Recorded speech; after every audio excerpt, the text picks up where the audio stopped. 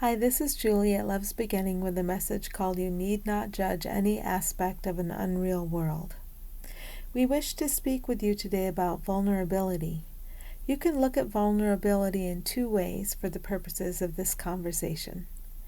Ego will tell you that you are vulnerable when you begin to question ego.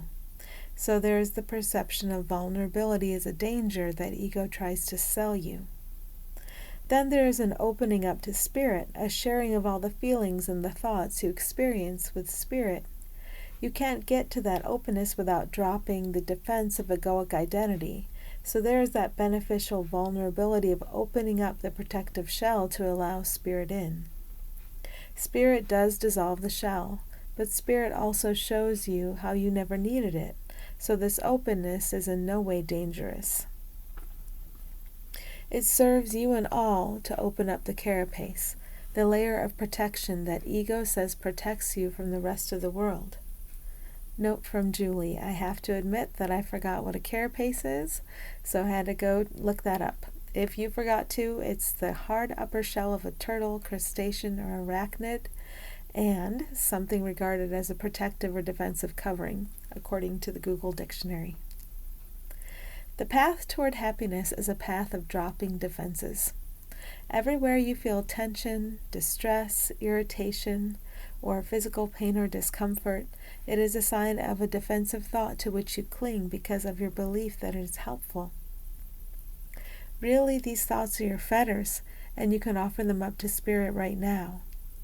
The service of a negative emotion or a physical discomfort is that it always points to exactly what you can offer up right now. When you are willing to give away your defensive thought, Spirit's thought can replace it. Spirit's thoughts bring happiness. A cornerstone of ego's functioning is the thought that you are a vulnerable and separate entity in a world of attack. Thoughts that ego sends to you attempt to convince you that you need protection from a world that you yourself are projecting. So you make up a story and then you feel subject to the story. Every threat that you see in your world is a story. It's an idea about a sequence of events that cause harm to a particular body, to a particular identity. Spirit will remind you that oneness is not vulnerable to anything perceived as separate. So when you fear, you are simply accepting as true thoughts that ego has sent to you. Find the thoughts and find your willingness to give them up. That gives spirit the go-ahead to shift your perception. Ego says that vulnerability is real because of the reality of the world. In truth, there is no separate you, and there are no separate things to harm a separate you. There is no harm. If you are perceiving a separate you, separate things, and harm, then there is help for that perception present in this moment.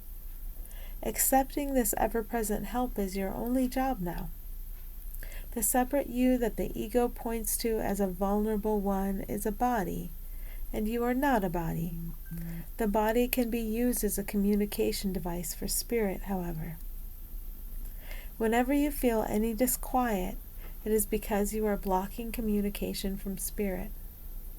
Ego tells you that disquiet is because of a specific problem, a problem you have to fix. If you believe this story of specific problems and fixing, you will miss the perception correction spirit is offering you now. That perception shift always contains all the answers to any perceived problems.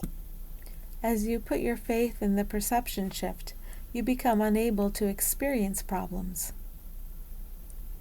If you remember that the world you are projecting with thought is unreal, and you remember that the real is here to assist you with thought and flow in every moment, then you need not judge any aspect of an unreal world.